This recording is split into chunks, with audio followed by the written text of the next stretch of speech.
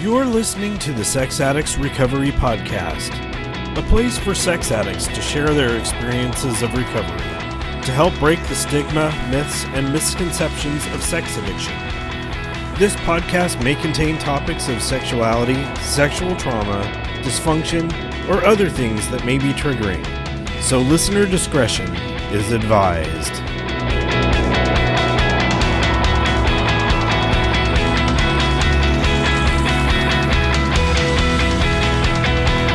Hello, and welcome to the Sex Addicts Recovery Podcast. My name is Jason, I'm a sex addict, and I will be your podcast host for today. Hey, what's going on, everyone? Welcome to episode 102 of the Sex Addicts Recovery Podcast. This week, I'm happy to be sharing a conversation that I had with Mike S. from Orange County. Mike originally emailed me back in October of last year talking about the podcast and eventually being a guest. And he just emailed me a few weeks ago asking some questions on how to do some recordings at a retreat. And after giving him some information, I asked if he wanted to be on the podcast, and he said sure. So I'm really grateful that I had the chance to get him on here. We talked about a lot of stuff. A lot had to center around the gifts of the program, the benefits that we see after working the steps. And so in line with that, I thought I would read from Voices of Recovery, and this is October 22nd from page 296. These last 2 years, I have felt more hurt than any previous time in my life, but I do not feel the guilt and shame and the lack of control of actively living out my addiction. Sex Addicts Anonymous, page 305. I used my sex addiction to run from difficult feelings, situations, and life in general. In retrospect, I realized that I had been ducking emotions since elementary school. So, in many ways, I spent years limping along, resembling a child emotionally. It all started to change in recovery. After some time, I began to feel my higher power urging me to take some healthy but scary risks to further my recovery. As an exercise in willingness, I did these intimidating things. One of them was service work. Although I am good at some things, human interaction has never topped the charts. Service work brought dealings and sometimes conflict with other addicts. I was, and often am, anxious. Things didn't always go well. I made mistakes and felt terribly uncomfortable at times. I have had to grow. I soon realized that this growth stuff wouldn't be easy or painless, especially for this emotional adolescent. In fact, looking at the word growth, I noticed that OW sits smack in the middle of it. It would seem that the workout slogan, no pain, no gain, applies to recovery as well. It is absolutely worthwhile. I now have good friends, a sense of community, and relative acceptance of and comfort with myself as I am today. In the meditation, I will take the OW in growth over hiding from my life any day. So yeah, we did talk about various aspects of how the program has been helping us in our lives and the growth that was needed in order to reach that spot. And so when Mike and I had a conversation on the phone the other day, talking about various things, we did turn to music. And he was mentioning a few shows that he had seen down in Southern California, and I was mentioning that I was going to see the thrash metal legends Dark Angel, and it was such an amazing show. And so the beginning of our conversation here, I was just recounting a little bit of what that show was like. And then we eased into the conversation for this recording. So anyway, that's what I'm talking about here at the beginning of this conversation. And I'm now ready to turn it over to that. So here it is. I hope you enjoy it.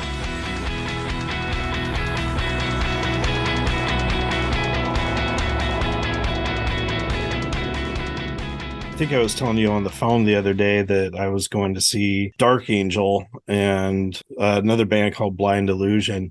It was really cool. There were a bunch of Bay Area thrash band guys in the audience. I saw several members of Death Angel, the guitarist from Forbidden, and a couple other bands. It was really cool just seeing like everyone out there in the crowd and stuff. And I ran into so many people that I knew. It was such a trip. It's always an older crowd too. I've noticed with like some heavier metal and thrash, because I go to the same kind of shows myself and a lot of tribute bands and stuff. And it's always an older crowd. I am definitely the youngest person in the crowd Yeah. by far. Yeah, it's weird. There was actually someone that Bennett and I talked about on episode 50 of the podcast. She was there and we got to hang out in the pit together. And that was a lot of fun. And I've known her probably since roughly high school to college age. We were going to a lot of the same shows and just seeing the same crowd over and over year after year. And you get to know these people. Yeah, So that they're was like really cool. extended family. Yeah. So while we're going here, we do have Mike on the podcast, and Mike emailed me, God, last fall, I think. It's been Somewhere around there. it's been several months. I've actually gotten a couple of emails from other fellows you're in Orange County. Yeah. Yeah. So I know that I've done some promotion of at least one of the Orange County retreats. And so I've gotten emails from a couple of you guys there and have been, really wanted to have you guys on the podcast. And you sent me a recent email. It's like, dude, yeah, let's get you on here. So yeah, I think Set it up. originally that email was talking about how to record workshops at a retreat, and Yeah. talked about various methods that I use for recording for the podcast, and different things that you can do. But yeah, in doing so, I was really happy to connect with you, and we talked on the phone for about a half an hour, and would love to hear your story here on the podcast. So if you are willing, I'd love to hear what you've got in your 3 circles. Oh yeah, of course. I got my spiral notebook out. That's, basically my recovery in written form. I'm more Mm-hmm. old school pen to paper kind of guy. Nice. Okay, so I'll start with my inner circle is compulsive viewing of pornography and masturbation, inappropriate touching, voyeurism. There's actually a couple too that I actually just had to add because they weren't in my circles, and I had an experience that kind of showed up sporadically, and I was solicited while I was in Las Vegas. Oh yeah. Yeah.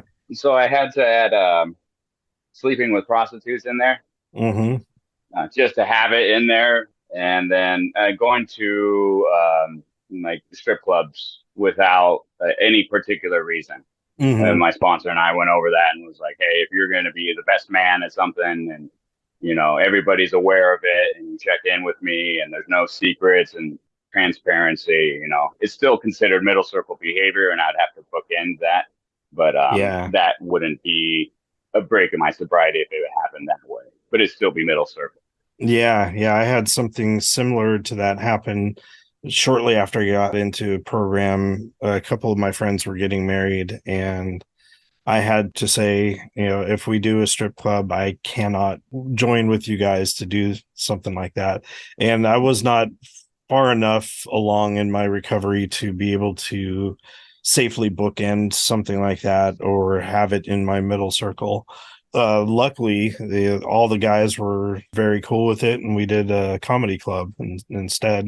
Still went out drinking a little bit too much, but we had a lot of fun. But yeah, I told them if we do the strip club thing, I'm out. Yeah, They, no, I totally get that. yeah. All right. So what else you got? That's kind of it for as far as just black and white, as far as my inner circle behaviors. I mean, Mm-hmm. obviously, not that I ever had any infidelity, but that would obviously be a break in my sobriety right now.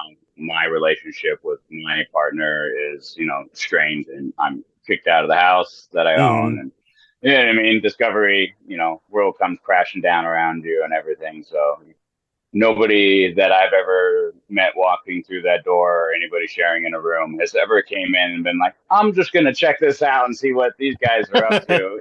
Everything's going great in my life. Yeah. Yeah. But yeah, as far as middle circle, excessive drinking of alcohol, Mm-hmm. that it could lead to some poor decision making skills, lying, um, masturbating more than the allotted, time that my sponsor and I have set up for my sobriety. And Mm-hmm. that would change too if my partner and I got back into a relationship, because that would affect intimacy and Yeah. being selfish, so on and so forth. Not having healthy boundaries for myself. middle circle behavior, constantly being in my head with negative thoughts, procrastination, time with family can sometimes be middle circle behavior because it's kind of triggering. Oh yeah. So stuff like that, and isolating. Isolating is Hmm. another big middle circle behavior for me. It's like a warning sign for me. Yeah, yeah, Um, definitely. and then outer circles kind of just grown the more that I've gotten in the program. Obviously listening to music, playing guitar, keyboard, exercising, having a structured routine, the program, socializing, meetings, spending time with my dog, sponsoring a guy. I just picked up my new first sponsee Oh, nice. about a month ago now. Loving myself, that's another outer circle activity that's important that I've had to relearn how to do Yeah, in yeah. recovery. Axe throwing, Oh, and having healthy sexual intimacy with myself as well. awesome. Yeah, I'd love to hear about the last two. Axe throwing. Do you go out Yeah, places that have the, like, I don't know if it's cages or whatever, but they actually have yeah, it's set up? it's like it's framed out in some wood and it's got metal caging around it, and then they just have pieces of wood and it's like a big target, like a blown up Hmm. dartboard or target for archery, and you just throw axes and you go pay for the hour. And these local kids opened up one around here, and this it's a good healthy outer activity, Yeah. release some aggression and throw Yeah, an that's axe. I mean, cool. how could you not have fun throwing an axe? Yeah, yeah. I saw a couple of those places when I was visiting family up in Idaho, and that was the first time I had seen anything like that. It's like, whoa, that's got to be fun. Yeah, And that's you good. mentioned healthy intimacy with yourself, and what does that look like for you?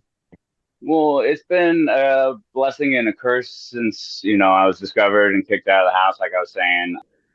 And I never really knew the difference between just like compulsively taking care of my own needs to some kind of climactic end versus like feeling my actual feelings and knowing what intimacy really felt like Hmm. with myself.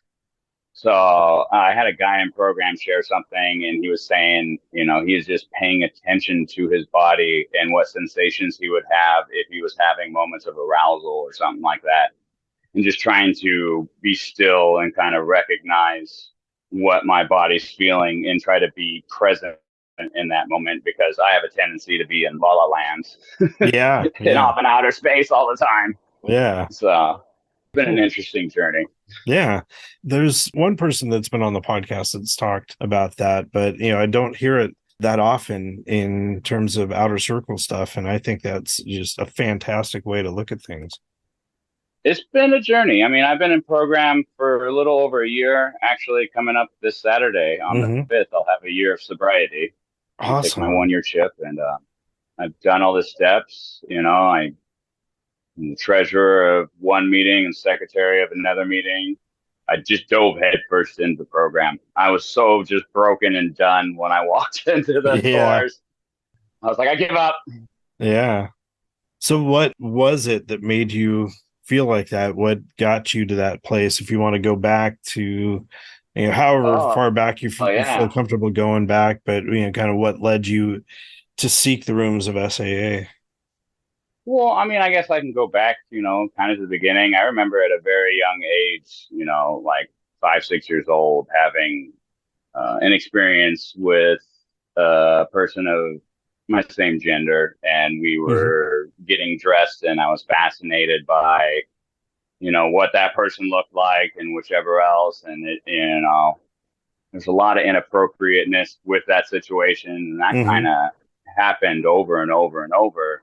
And I remember one time we got caught and we were just scolded and yelled at and screamed. And I didn't realize this until later in my recovery, and when all those light bulbs start going off. It's like, oh, no wonder I'm afraid to like express some kind of sexuality and like be okay with expressing my feelings because I was scolded at such a young Yeah. age. Yeah. Um, Not to make an excuse for it, but just to have that awareness and recognition of it Hmm. um, Hmm. has been powerful. So that kind of happened there. And then I remember about 8 or 9 hanging out with some friends, kind of classic story that I've heard told a million times. Some, buddy's dad had some pornography, and Yeah. Yeah.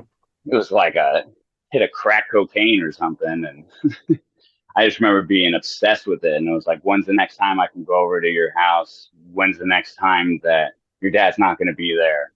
Mm-hmm. Um, Mm-hmm. and that went on for a long time. And I would go to any lengths to like tear stuff out of magazines and fold them up and put them in my pocket so I could have them for later on. Mm-hmm. No idea what I was looking at and understanding the concept of, what it really was doing to my brain. And, Yeah. later on discovering that, it's just a way of coping and self preservation, basic necessities. And I didn't know how to express things or deal with difficult situations or feel safe. So that's what I did to avoid or celebrate or everything else in between. Yeah, when you mentioned that, it triggered a memory, and I don't think I've ever talked about it in meetings or anything. My friend's dad had, a bunch of magazines, and we did tear out pages and post them up in my playhouse in the backyard. But the smaller pictures, there were like maybe 1 or 2 inches. I actually cut those out and stuffed them into an empty cassette tape case and had this little cassette tape hidden among all of my cassette tapes. And so I could have that to look at whenever I had the chance. So anytime there was a small image, I would cut it out and put it into there. Wow, I haven't thought about that in years. Yeah. A lot of that stuff came up as I was writing out all my first step, presentation Hmm. stuff. I'm like, oh yeah. It's funny because you start to see this progression develop, Hmm. and around that time too, I had my first experience with some voyeurism where I'd seen somebody undressing Hmm. in a bathroom. And I remember talking about it in my first step, and it was like my feet were stuck in cement and quicksand at the same exact time. And I was Hmm. frozen, and no matter what I could do, I couldn't move. Even though that everything I knew was wrong, I couldn't leave. Hmm. And it kind of just progressed and went off to the races for a while there. And between those two behaviors, that kind of was on and off until, I don't know, 12 or 13, until I had my first girlfriend. And, I was like, oh, so, one of the behaviors kind of dropped off, but I was still a prepubescent boy, just going to town, 3 times a day on myself and Yeah. thinking I'm Yeah. just, I'm an everyday, kid. And, the conversations were very minimal about any kind of sexuality. I was always told that it was, this magazine is just what guys use to help themselves naturally take care of themselves because this Hmm. is what guys do. And I was like, oh, okay, well, I'm an overachiever.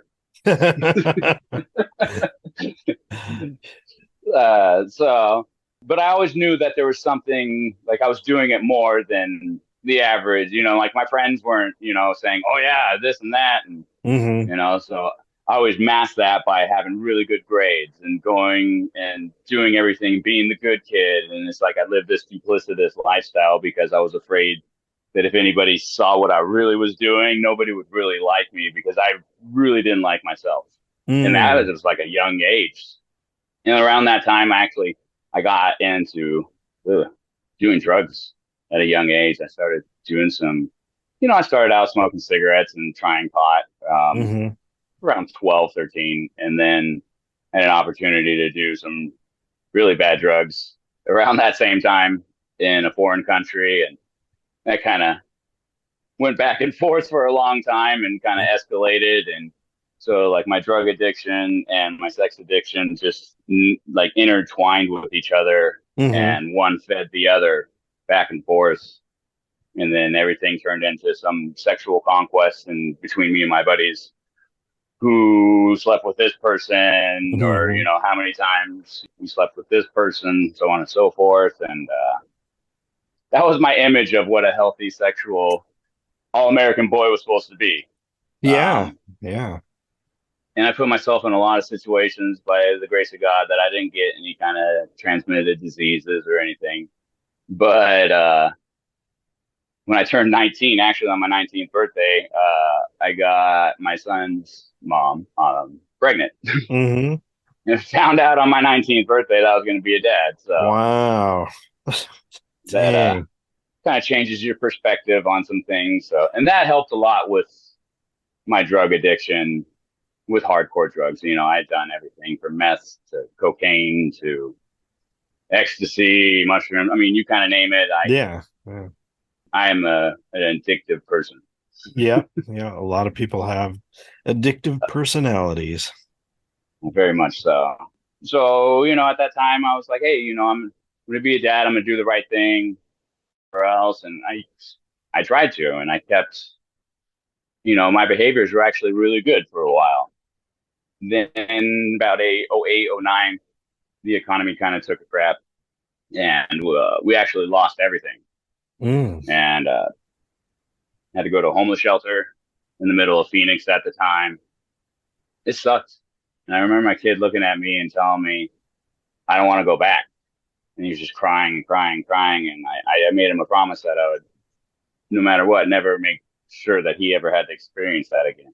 So I had all Hmm. these like driving things working for me to get us up out of that situation. And, we were living in crappy neighborhoods. People were getting shot. And, I got shot at multiple times. Jeez. I mean, it was rough living for sure. Mm. That went on for probably like 6 or 7 years. But during that time, a lot of my hoarding of pornography, continued. It didn't matter Hmm. how much money I had. I still found a way to find something and keep it in my pocket. And I was always being selfish and taking care of myself and not being intimate with my ex-wife at the same time. Hmm. Um, and then being resentful because she wasn't in the mood when I was, but Yeah. when she was, there was an issue because I had already taken care of myself a whole bunch. Yeah. Yeah. And then I had some behaviors kind of progress and whichever else. And I got to the point where, my behaviors crossed the line, very much so. I violated personal boundaries, Hmm. um, and stuff like that. And I mean, I'm not fully accountable for them. Doesn't make them right in any way, shape, or form. But, it was just scary to me that that would happen. And I convinced myself that I was never going to do something like that again. Only pieces of shit do that. You're not a piece of shit. You're struggling right now, but you're not a piece of shit. Hmm. Hmm. And that cycle would just repeat itself. And then the shame would, the shame cycle that I have in my Yeah. head, because I have a broken brain filter. It's like that game Telephone. You can say, Hmm. hi, how are you? And I hear, purple monkey dishwasher, you know? Yeah. Yeah. And it could be a simple thing, like I bought a house and my dad's like asking me a question about the kitchen. And normal people have conversations like, oh, you buy a new house. Do you have any plans to do anything with any of the rooms or upgrades, anything like that? Like a normal conversation. My brain's like, oh, well, you're a piece of shit. You haven't done this yet. You bought a house that sucks. Oh, man, you're a failure as a son. Like my brain just spirals out of control. And Yeah. then, so what do? I just go medicate myself and I Hmm. avoid and I isolate. And then I resent people because they don't understand what I'm going through. And I play this victimhood and entitlement. And I mean, the list of character defects go on and on. Yeah. Yeah. It sounds all too familiar. So unfortunately, that relationship didn't really work out between my kid's mom and I. It was a toxic relationship, a lot of codependency issues, and so on and so forth. I mean, I don't place blame on any one particular thing or person, but it just wasn't healthy. Hmm. And so I kind of turned my life around, moved out of the state that I was living in, came back to California, and I started really working to turn my life around and get my finances in order, and was able to, and reconnected with somebody, and we really hit it off, and one thing led to another, and we got married, and things were going really well, and we bought a house, and my compulsive masturbation and pornography use was still pretty rampant, but a lot of my other behaviors had just faded off to the wind, or like so I thought. I'm like, oh yeah, Hmm. I got that. You've overcome so much. You've gone from this homeless person in the middle of the desert to like now you own a house in Orange County, and nobody did it but you. You put in the work, you put in the time, you worked 3 jobs. You walked 6 miles to get to work. Like you just did what you had to do. And then I was like, oh, okay, cool, I got this. And then all of a sudden, these same pattern of behaviors keep on showing up, and my wife, I got discovered, and she even asked me to do something about it. And she's like, I don't know what's going on, but obviously you need some kind of help. Mm-hmm. Mm-hmm. And in true addict fashion, I was like, you're so right. I definitely need to do something about this. And I did what I did best and procrastinated until I got discovered again, like less than a month later. And you're out, you're Yep. gone. You know? And I was so broken and lost, and I knew I needed to do something. And I just started reaching out. I think the first meeting I attended was in Indiana on a Wednesday on some Zoom in the Wow. afternoon, Yeah.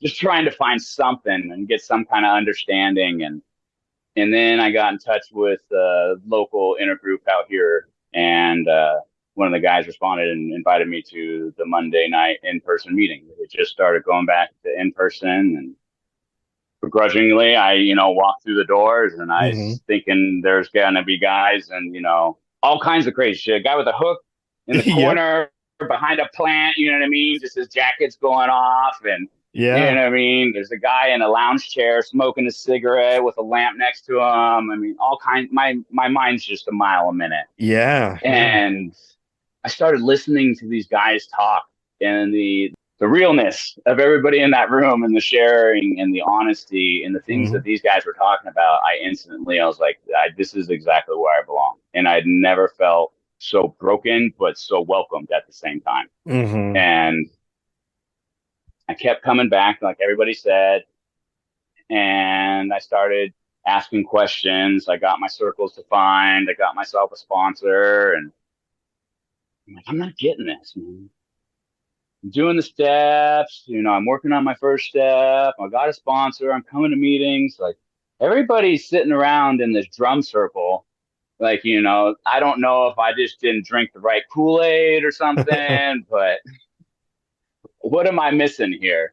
And it was just a reminder to me because my sponsor would tell me all the time. He's like, how long were you a sex addict? How long did you have these kind of behaviors before you started getting help? You know what I Mm-hmm. mean? That's 30 some odd years of living that way. You can't expect to instantly change overnight. Yeah. You need to be patient. It's in God's time, not in yours. And that's a hard pill to swallow. Yeah, yeah, we just had a conversation with someone that had been in program for maybe like a week or two and was, how come I'm still having these thoughts? How come this is still happening? And it's just like, do you have a sponsor? No. Have you started working the steps? No. Have you started working on your circles? No.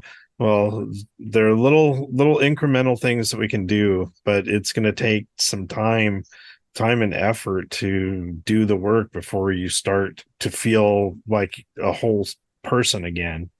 And so, yeah, well, it does take time.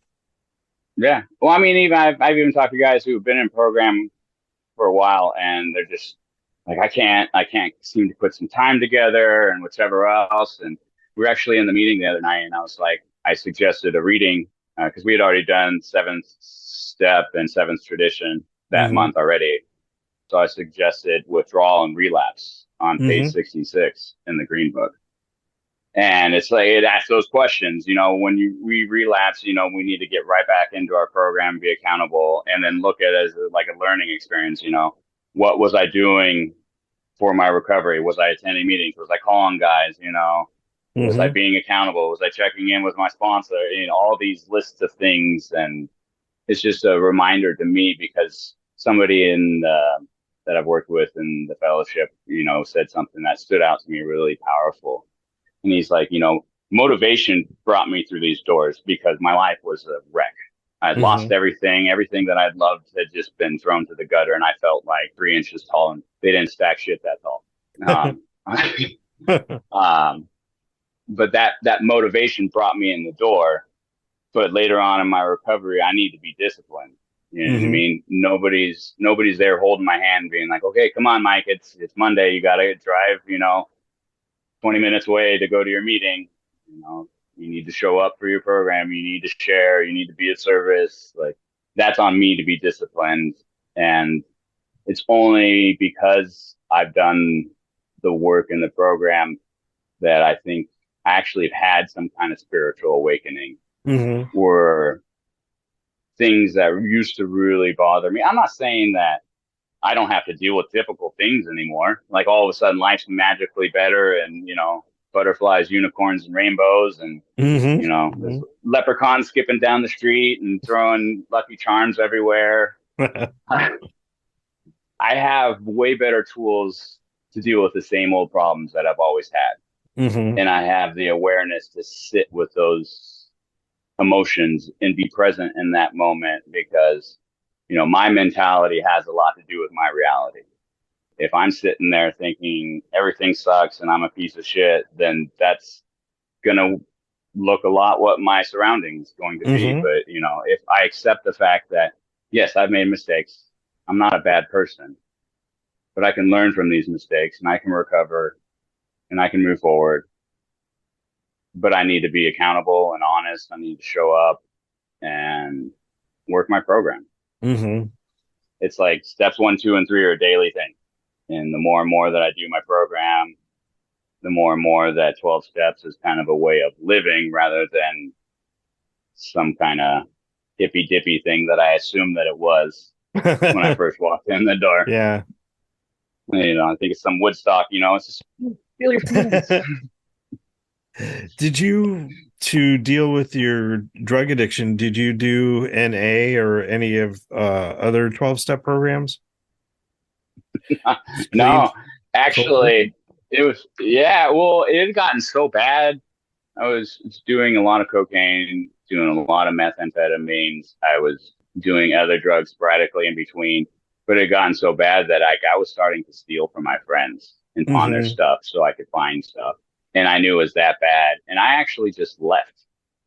I kind of disappeared and ghosted everybody in my life and moved up onto the mountains with a buddy that I knew and Wow. started working for a moving company, working like 12, 14, 16-hour days, 6, 7 days a week, and just not enough time to be all messed up on drugs. I Yeah. mean, I developed a serious drinking problem at Mm-hmm. that point. I was 18, but it's weird because everything else has been really recognizable and easy to identify that it's destructive and it's easy Mm-hmm. just, oh, hey, okay, you see that commercial, this is your brain on drugs, that's pretty straightforward. Like you do drugs, there's two options. You're gonna be in prison or you're gonna be dead. Mm-hmm. It wasn't so clear and transparent for me with sex addiction. It was just because it's something that's natural and everybody experiences and we all experience it in different ways. And Mm-hmm. who's to say my sexuality is wrong compared to somebody else's, so on and so forth. But how I express that and the things that I did with that is completely different. Mm-hmm. Mm-hmm. And it all comes from a place of, fear. Yeah, yeah, definitely. Yeah, I just had a phone call with someone last night looking for meetings, and he had been in AA and NA for like 10 years or so, and just realized that he's having some issues with sex addiction. And his sponsor in those programs said, hey, there's some 12-step programs around S problems, so you might want to go check him out. And I'm hoping that he'll be at one of my meetings this week. But when we were talking on the phone, he had already had experience with the 12 steps. And so, like, when I was talking to him, we could easily talk step work and stuff. But, for me, this is my one and only program. So I was completely foreign to the concept. Well, not completely foreign because some of my friends had gone through 12-step programs, but my personal journey, I didn't have any prior experience with working any of the steps myself. So it sounds like that was the case with you. Yeah, no, it definitely. So, I had just a lot of things that I had to overcome and adversities because of poor life decisions, for lack of a better word. I mean, for I'd say like 6 years or so, it was just, it's making like $300-400 a week at the most. Mm-hmm. I mean, I had no car. I was, sometimes, like I said, having to walk 5, 6 miles just to get to a job. Mm-hmm. I managed a McDonald's for 6 nights a week in the graveyard shift. I donate plasma twice a week just to keep the lights on. Yeah.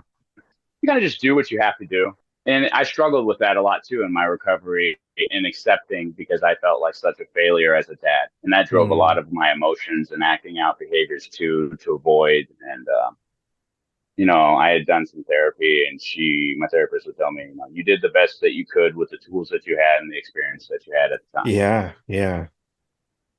I couldn't process that. Even though I could hear the words that she was saying to me, like I still was like, I hear what you're saying, but it doesn't fucking change how I feel. Yeah, yeah.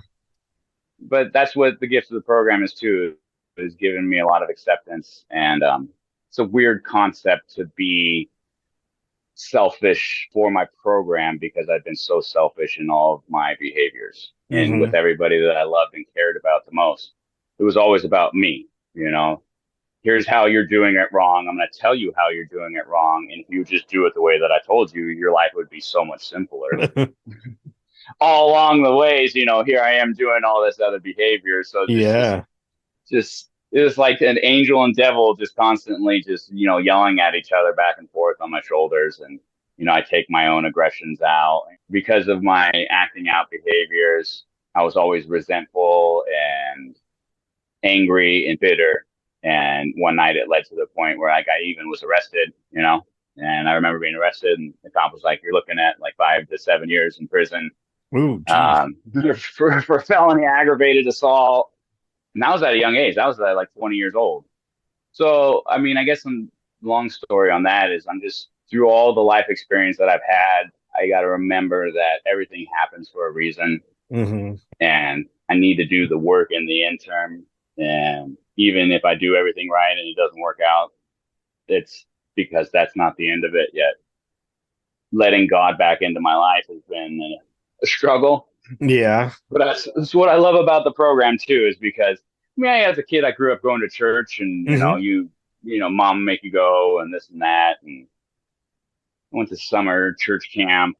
But at some point, I fell out of organized religion, if that makes sense, Oh, yeah, yeah.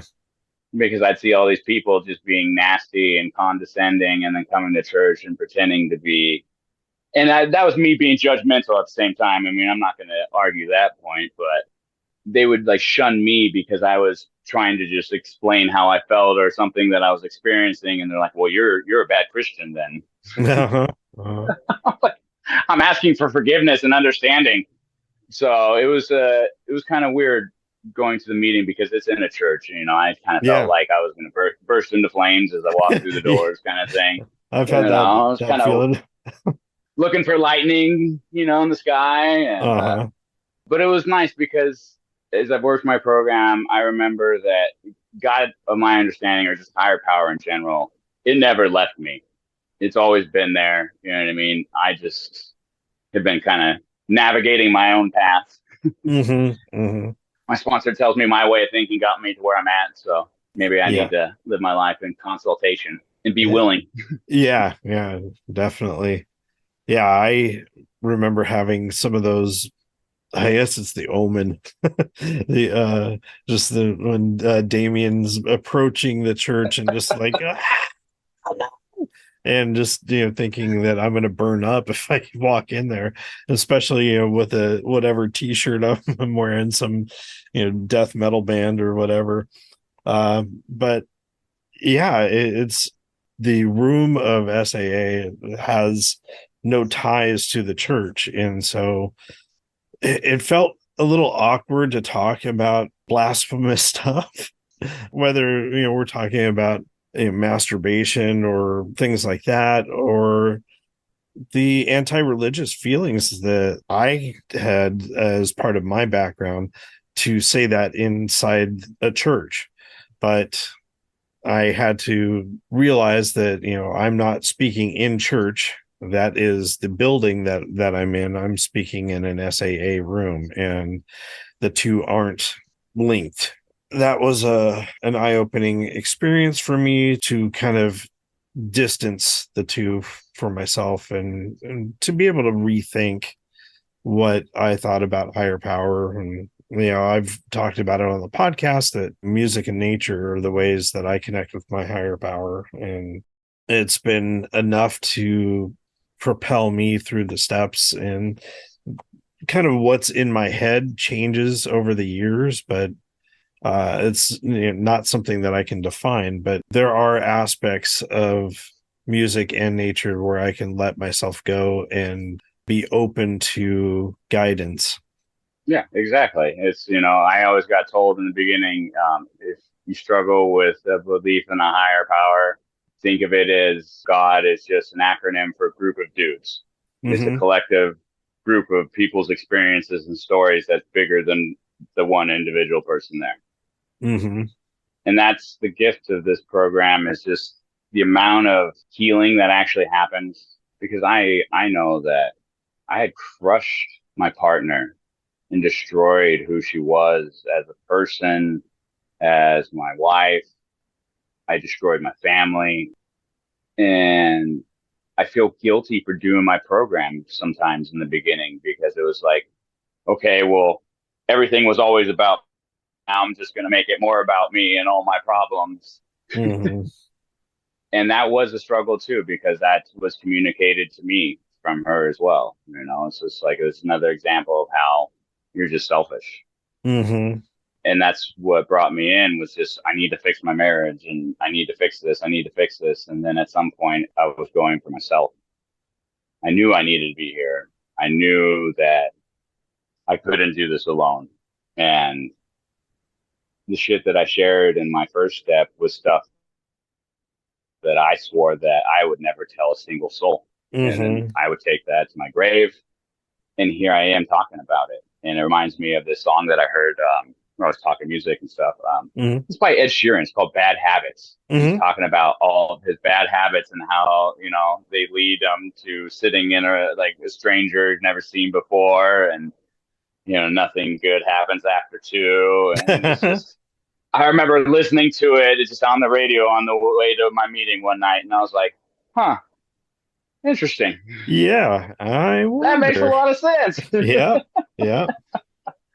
Oh, but I'm just so appreciative that I have a different perspective on things now, and the awareness that I have, and the ability to reach out to somebody if I need to.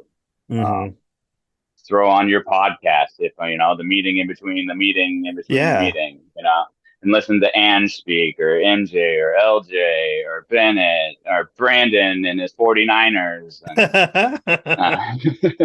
I mean, the list goes on. I mean, I kind of feel like, even though I've never seen them or met them and Mm-hmm. whichever else, they're like an extended part of this fellowship that we all belong to. And I feel this connection with them.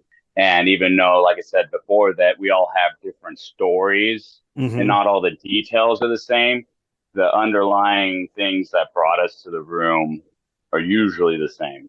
Yeah, yeah. Um, and it's so amazing to have that space.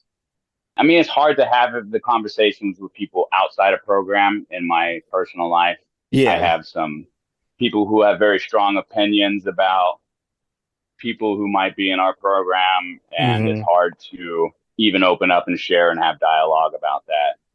And I was even struggling about, how would this look if anybody in my family ever heard this and whichever else. And I was talking to a guy in program, and I was just asking, I was like, oh, you know what? I'll just turn it over. I'll just whatever, and this and that. And the conversation led to me just sitting there and getting an answer right there in the moment. And I was like, Mm-hmm. oh, okay, sharing my story and my experience might be helpful for somebody who struggled, or who feels like they're alone, or feels like nobody understands, and that it's wrong to have these, like, these feelings that you don't understand.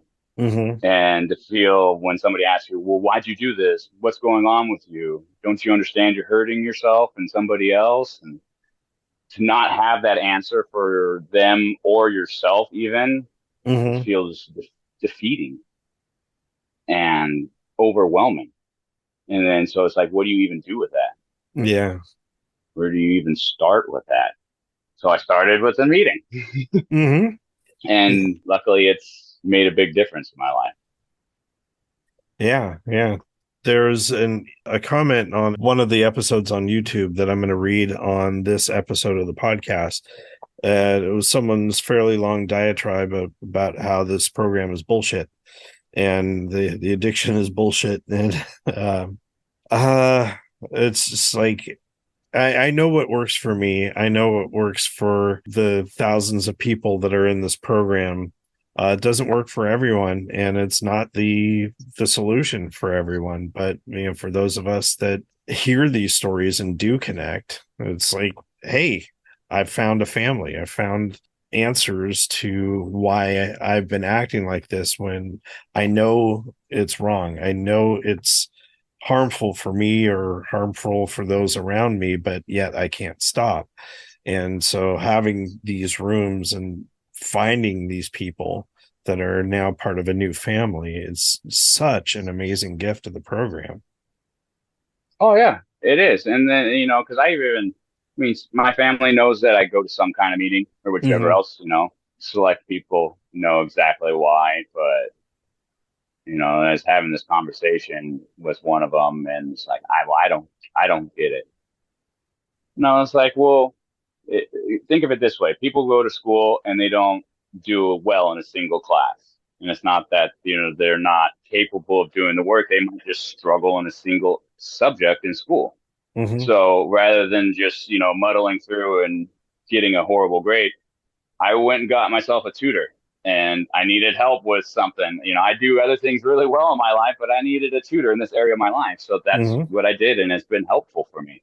And it's given me this awareness. I have little idioms and sayings that I have for myself that helps me have awareness. Like I have the two asshole rule. So if I'm out and about in my day and I run into more than two assholes, there's a good chance that I'm the asshole. mm. And it's a good way for me just to like turn around and laugh at myself and then really just kind of check in and be like, Mm-hmm. okay, what's going on? Is there something that you've been avoiding or something that's coming up and stressful that you need to talk about? It's just little things like that has given me an extra speed bump in those moments where emotions are really heightened and overwhelming. And the more and more I do my program and everything else like that, I'm adding an extra speed bump. I'm adding a millisecond to reactionary time in a heated moment that's Mm. emotionally driven. So hopefully by the time I'm 10 years in, I'll have like a second of pause before I can react. Yeah, restraint of pen and tongue is really nice. There's been several times where I've typed something up and ready to hit enter, and it's just like, this may not be the best decision. I'm gonna erase that, or if I'm gonna, say something to someone, I just like bite the lip, and it's like, okay, I'm gonna walk away, or I'm gonna change the conversation, or whatever I need to do to not have this escalate. But yeah, 10 years into the program, that was still a definite problem that I was having. And the more years that I'm in the program, it's like I was like halfway through the steps, and it's like, yeah, I'm such a better person than I was before. And still I'm lashing out at my boss, I'm lashing out at this person and the other person. And looking back at it now, it's like, ooh, that character defect. Here are some tools that I have that I could have used, and a lot of different things. So it's an ongoing experience that we continue to learn no matter how long we've been in. Yeah.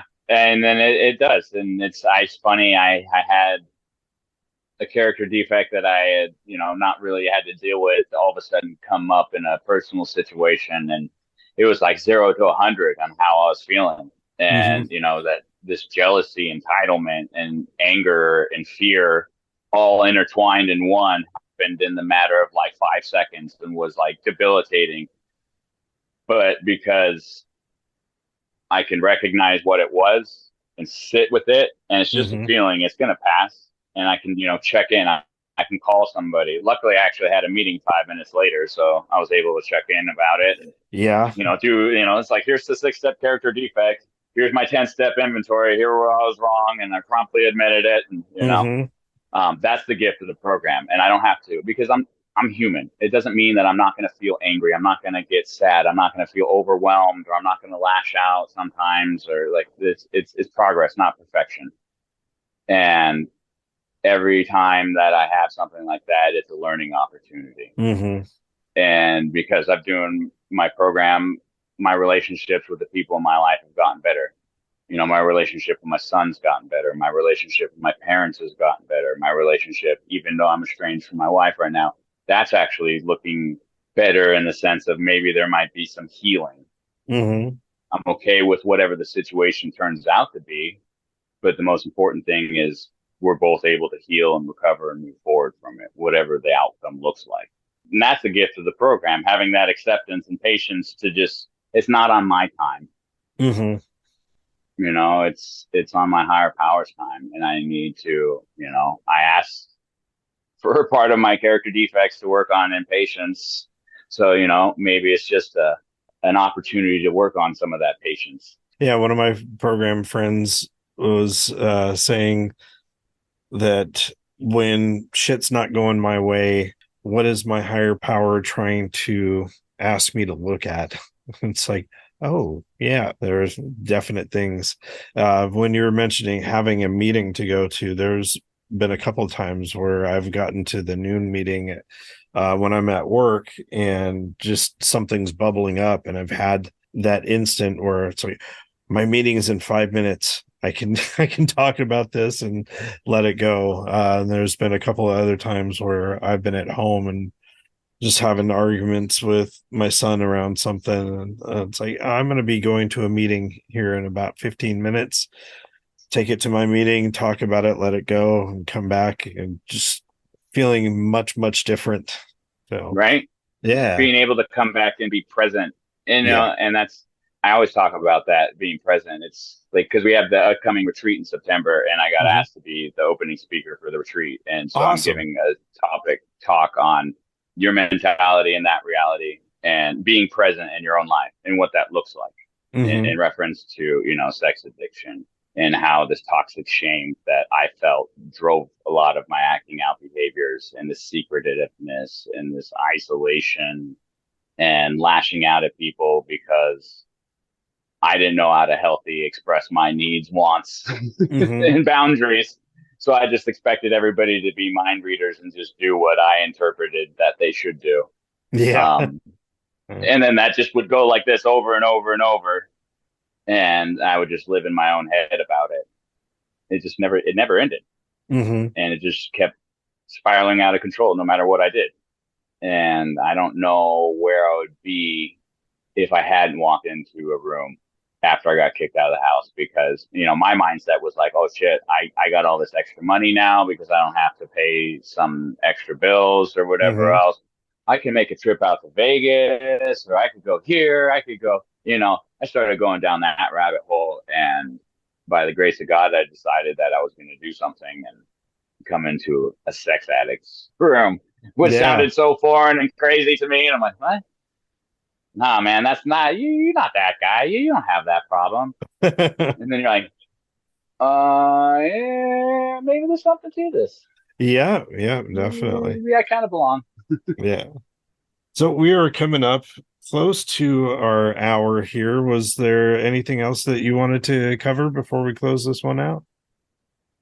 Not so much. I mean, I just wanted to express my gratitude for what you do for our community. I've listened to every single episode that you have out there myself, Wow. and it's amazing to hear how far this message is spread and the Mm, amount of service that you do for people who might have questions but not feel comfortable enough to walk into a room or to call and hang up.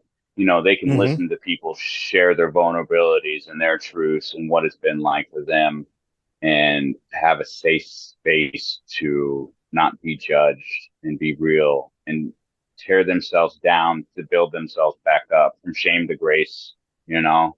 Hmm. Um, and I appreciate everything that you do for all of us and your diligence and your authenticity, the music that you incorporate in everything. I mean, Yeah. there's so many things that you do that I'm just grateful for. Well, I am so honored by that. And yeah, you're very, very welcome. I enjoy doing this. Sometimes it is more tedious than I would like doing some of the editing, or there are times where I just, especially after I've had a break from talking with people on Zoom, and I am dead tired from work. It's like, oh, I've got a recording tonight, and how am I gonna get myself into the headspace? And whenever I do, it's fucking awesome. But yeah, it's something that I'm really grateful that we actually, after talking about it for so many years, actually got it launched, and it's a thing now. So it's been something that I've really enjoyed doing. And Oh yeah. I was going to say, I'd be remiss. You mentioned sharing music here on the podcast, and notice you got your Ramones shirt. And we, Oh yeah. yeah, we were talking about, when I talked to you on the phone, we were talking about Danzig and some other stuff. And Oh yeah. um, Slayer and Iron Maiden. yeah, so it's always fun when I get to meet fellow metalheads, and people that have just a wide variety. You brought up Ed Sheeran, which is far from metal, but Oh yeah, and still way he's, outside of my norm, but it's yeah. just funny how music, it doesn't matter what realm it is, all of a sudden there could be some random song that just speaks to you. Mm-hmm. And that's the joy of music. And I mean, I've listened to operas from like the 40s that all of a sudden just out of nowhere just bring emotion, and you're like, I have no idea what they're saying, but it instills this emotion that you can't express into Mm-hmm. words. I mean, there's stuff. I mean, I grew up in, Southern California, so, big Sublime Mm-hmm. and, 311, you know, there's a band, local guys, that one of the guys used to be the lead singer for Dropkick Murphys, but he started a new band called Oh, Street cool. Dogs. Yeah. He played out. Yeah, he plays local shows out here. Kind of Irish punk band. Mm-hmm. CKY2K, that was really big, Yeah. you know. 96 Quite Bitter Beans was a really big pump up song when I was younger. Trapped, Mm-hmm. Linkin Park. I mean, Social D, Bad Yeah. Religion. Yeah, I was going to say, Um, for my views of Southern California and the punk scene, you go definitely to Black Flag, Social D, and yeah, I love all those bands. Pennywise, Anti Flag. Oh man, just triggering a lot of memories. Less Than Jake. Yeah. Oh man, I love music though. I mean, I just any chance that I can go and see a show. I mean, I don't even care if it's a tribute show, just to be Mhm. able to experience music. And I think the greatest show that I saw was, funny enough, a Tom Petty and Heartbreakers show Oh, nice. at uh at Irvine Meadows before it was closed down and Yeah. moved Huh? and whatever else. And we actually snuck in and climbed to the back of the hill and jumped the fence. So it's like this, childhood memory of sneaking Hmm. in, to a concert and sitting on the hill and listening to Tom Petty play.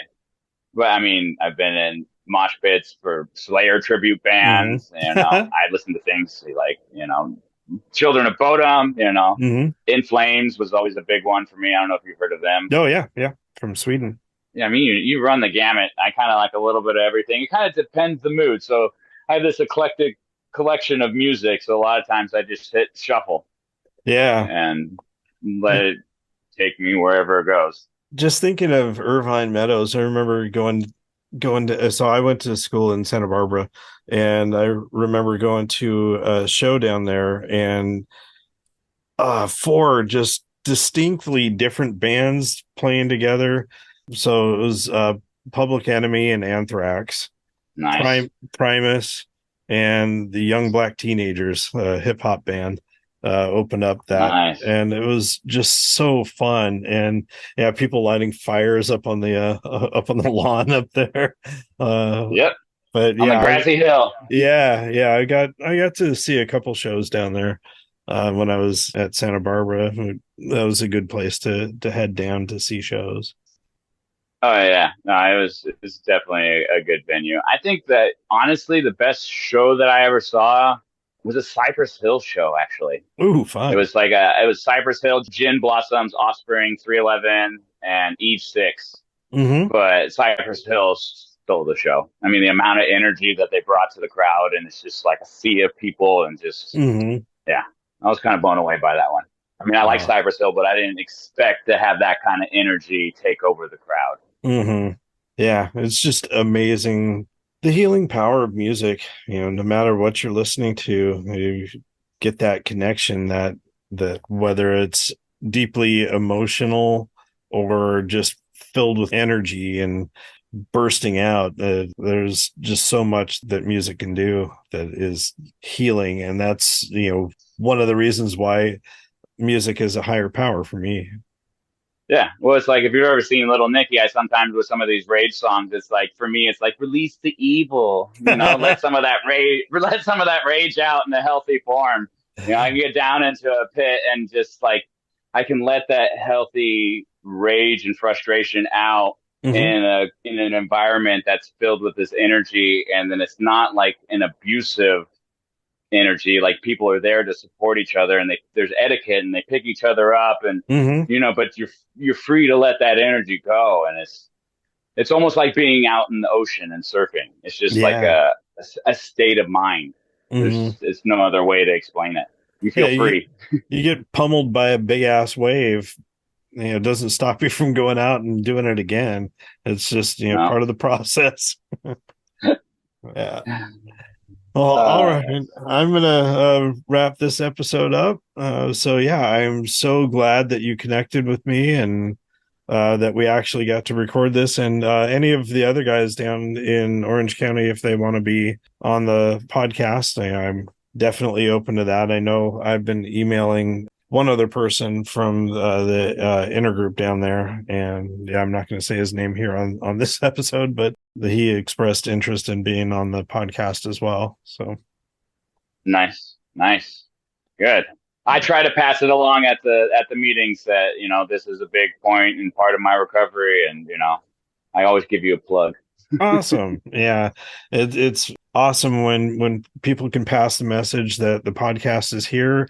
It is SAA related, so we can announce it at meetings. And that was one of the sticking points for me not doing a personal podcast, that if we make it an SAA podcast, that this is another program tool that we have at our disposal. So thank you for carrying the message, being on this episode with me tonight. Oh yeah, definitely. Anytime. Yeah, I'd love to come back. I could always share more. I got lots of stories. Awesome. Well, I will look forward to that. All right, Jason. Well, I appreciate you, brother. Yeah, me too. See you, Mike. All right. See you, Jason.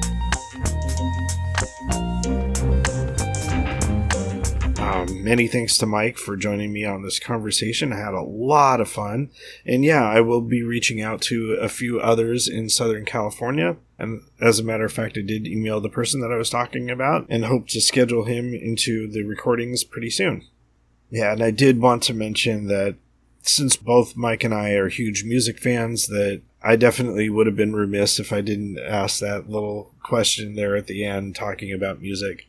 That's a great way for me to connect with others, connect with music and my higher power. And so, yeah, it was a lot of fun talking about that. Although I don't see any new information for the upcoming retreat in Orange County, if you're down in Southern California and interested in attending the retreat, you can always check out OCISAA.org, and I'll be leaving a link for that in the show notes as well. And now I'm recording the end of this episode a few days later. When I originally did the recording, I had my air conditioner on, and I have a filter that takes out that sound. So I'm not sure if the sound is going to be different in the second half of this recording here. But yeah, I did want to get to the music that we talked about, play a few songs, and then get to some comments from the YouTube channel. Firstly, I wanted to play a little bit of the song Bad Habits by Ed Sheeran. And this is such a different vibe than what I was anticipating from Ed Sheeran. I'm used to a more acoustic, mellow type of vibe. And so this one is very poppy, and I really enjoyed listening to it. I can feel the paradise before my world implodes. And tonight had something wonderful.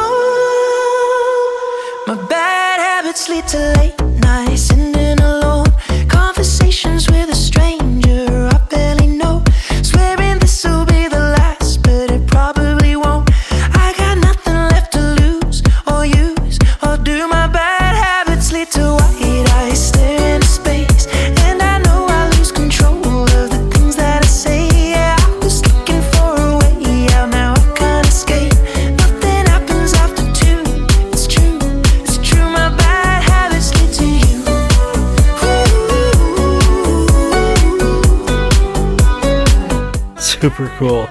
Yeah, and when I was looking for this, I also found a version with Bring Me the Horizon, a little bit more of a metal version. So I wanted to play a little bit of that here.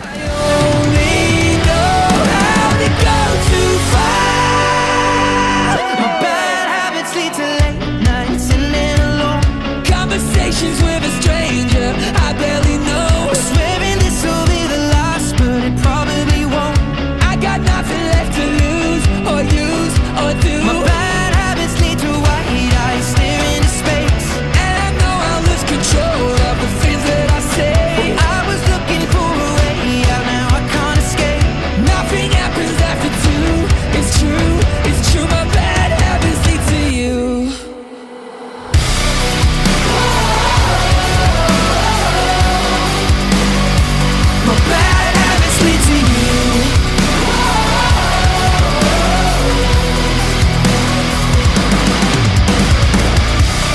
Totally dig that. Yeah, and in the end of our conversation, we talked about a lot of punk and hardcore coming out of Southern California. And one of the bands that we did mention was Bad Religion. One of their songs called Sorrow has been on my spiritual playlist for quite some time. It's a great pick-me-up when I am feeling down.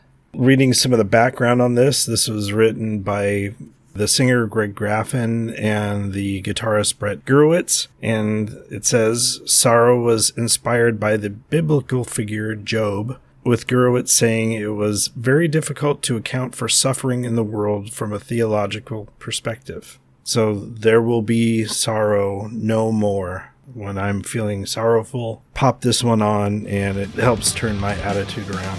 When all soldiers lay their weapons down, or when all kings and all queens relinquish their crowns, or when the only true Messiah rescues us from ourselves, it's easy to imagine there will be sorrow. Yeah, there will be sorrow, and there will be sorrow no more.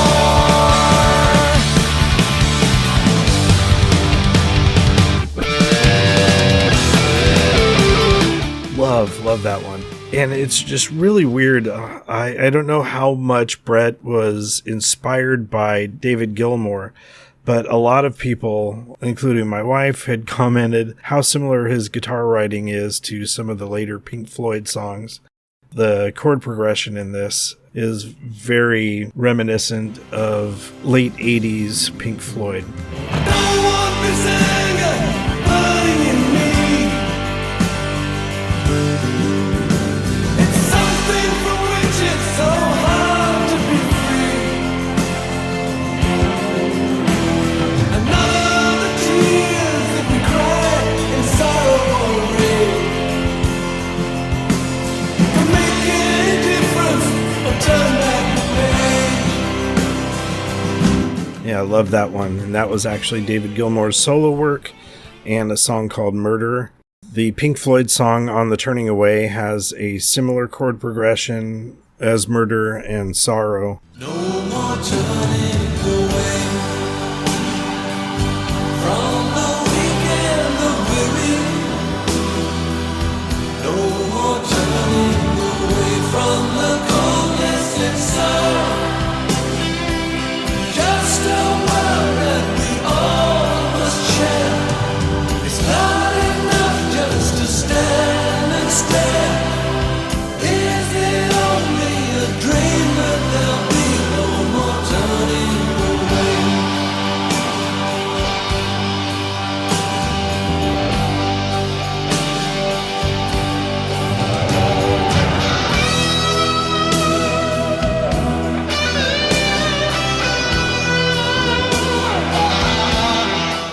Absolutely love that.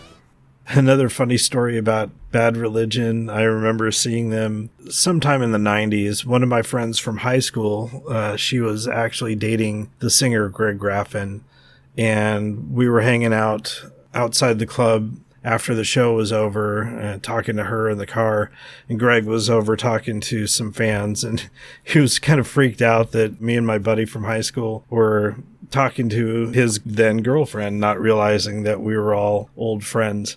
That was a fun moment after that show.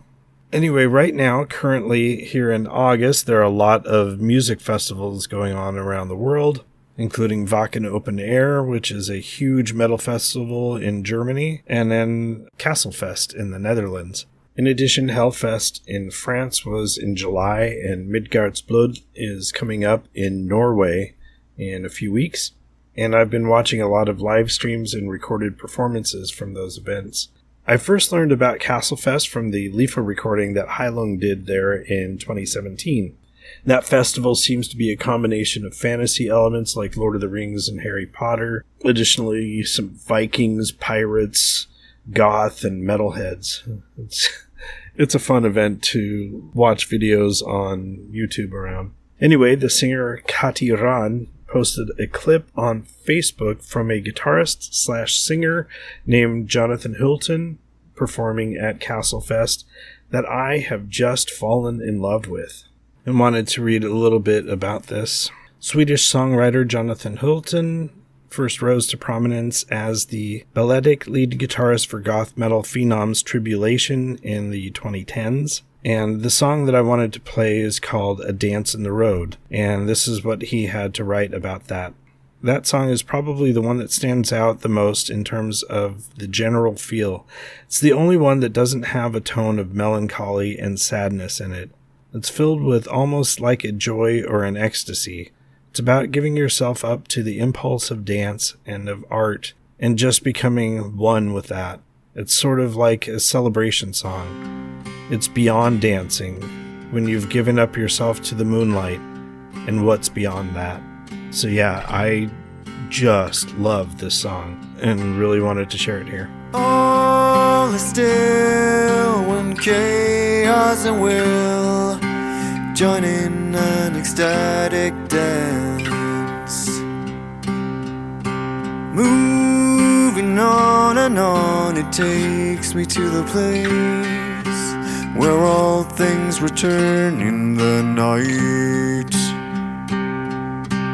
Ooh, a dance in the road, whirling in the heart of man. Stardust from wraps stuck by ghosts is raining inside of me.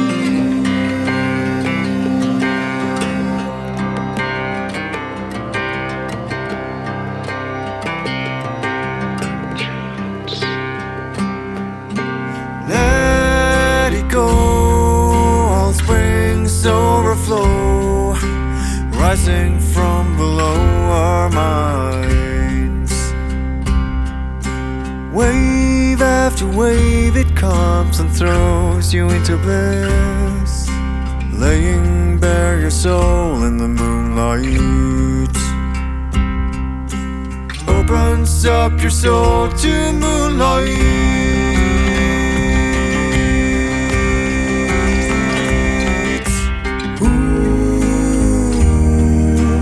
Dance in the road.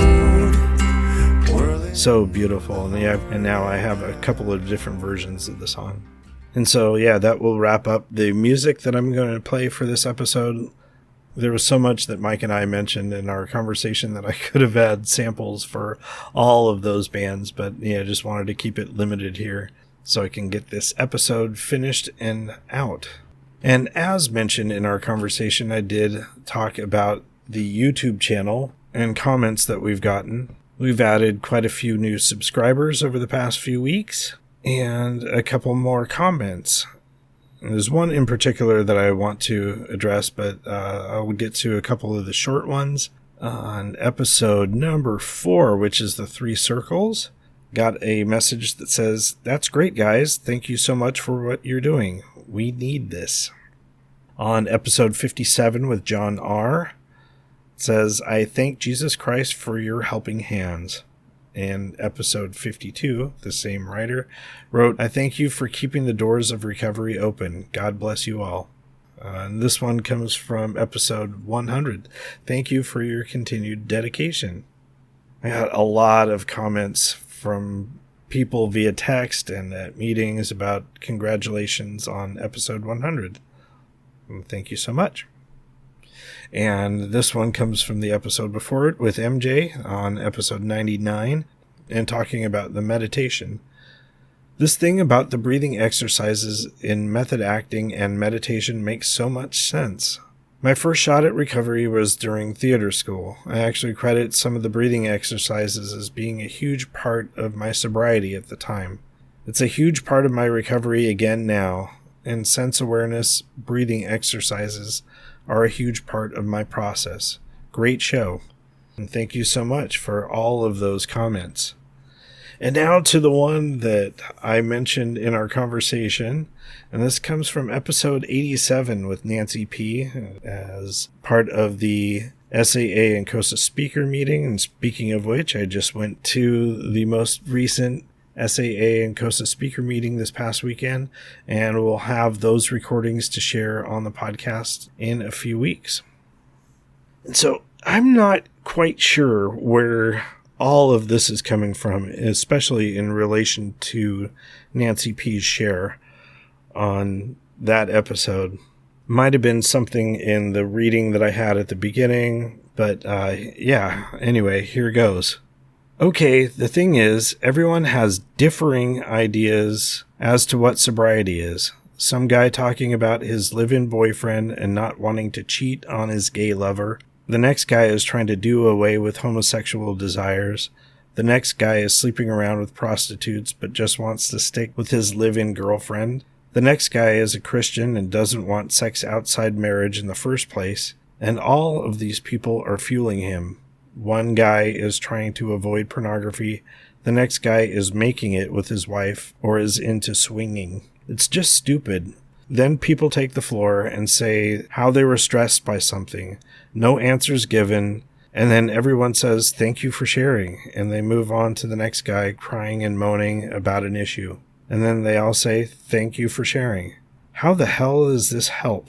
Then they all stand up, play to a watered-down God image so the atheist guy can feel welcome in joining in, and we're supposed to accept that as help. And here's the other joke. They expect you to give your contact number to people with sex addiction so they can call you or you them when they are weak. Really? They base it on drinking, not sex. The old drinking AA style isn't universal. Sex is something that people are expected to do, like in a marriage. You don't ever have to drink, nor are you expected to. All of us got here via sex.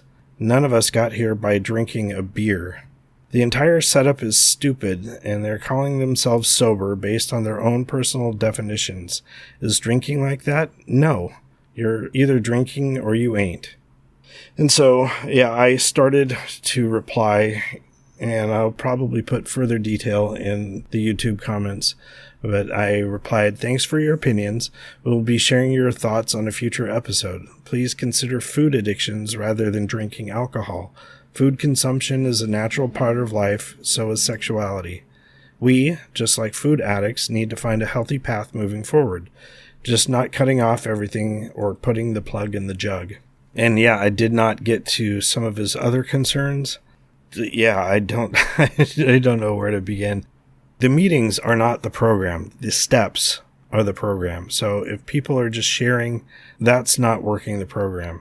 The meetings are there for us to support each other and support our step work, but they don't take place of working the steps. That's where the real help is. As far as making phone calls, having a connection with other addicts is an important and vital tool for our recovery. And also in SAA, we all have our own inner circle behaviors. Not one universal definition fits everyone. And so it's one of the things I really love about this program. We all come in with different types of addictions, but we can solve it by working the 12 steps of SAA. As far as being tied to AA, I'm not really sure exactly what that was all about. And then the everlasting question of the watered down God image so the atheist guy can feel welcome in joining in. Yes, we are not a religious program. Each of us has that ability to find our own higher power, and that is all that is needed. So we are not part of one church or one organization. We can all find that for ourselves. So anyway, this is one of the longest comments we've gotten on YouTube, and I enjoy having things like this. And the comments that I do delete are kind of obvious spam comments. I had one that I deleted the other day that says, "Sex is illegal," or something like that. Those like that, or obvious trolls, or links to porn sites and stuff, I will delete. But if anyone has differing opinions, I welcome that, and it's really interesting to see where they're coming from. I'm guessing it's just from a personal experience at a meeting, as it really didn't have anything to do with episode 87. So if you are so inclined, you can always leave comments on any of the videos there on YouTube. You're also welcome to leave ratings and reviews on Apple Podcasts, and we'll read through those. I haven't gotten any recent ratings and reviews, but again, that always helps the podcast stay visible in the eyes of those that are searching for how to find this podcast. I did also receive an email thinking of that, and I can't find it right now, but the basic gist of it was that by typing in sex addiction, the person could not find the Sex Addicts Recovery Podcast. And I mentioned that the search term in the podcast players will usually pick up whatever is in the title of the podcast or the title of an episode, and not necessarily what the episode is about. So when doing search engine optimization, we came up with the title Sex Addicts Recovery Podcast. People are looking for recovery, they can find it. If they're looking for information on Sex Addicts Anonymous, they would be able to find it. But merely typing in sex addiction, it doesn't show up. I've heard that Apple is working on improving their search function. Another reason why, and I think I've talked about this before, why we titled it the Sex Addicts Recovery Podcast instead of Sex Addiction Recovery Podcast is we wanted to keep the focus on the addict. It's addicts telling their own stories, and we're not just talking about the addiction all the time. We are talking about the personal experience of other addicts. So Sex Addicts Recovery Podcast. So if anyone is out there that wants to share information on finding the podcast, you can always tell people to type in sex addicts and it should show up. I also did receive a few other emails over the past week or so, and I'll read those on the next couple of episodes. So again, you can leave comments on YouTube. You can leave ratings and reviews on Apple Podcasts or Spotify. And if you wanted to email us and leave feedback for the podcast, you can reach us at feedback@sexaddictsrecoverypod.com. Or if you wanted to get a hold of me personally, if you had any questions about the podcast or the program, or wish to schedule to be on the podcast as a future guest or panelist, you can reach me at jason@sexaddictsrecoverypod.com. And with all of that, I am going to close out this episode. I thank you so much for tuning in, and as always, keep coming back. The views and opinions contained in the Sex Addicts Recovery Podcast are those of the participants and do not necessarily reflect those of the Bay Area Intergroup or the ISO of SAA.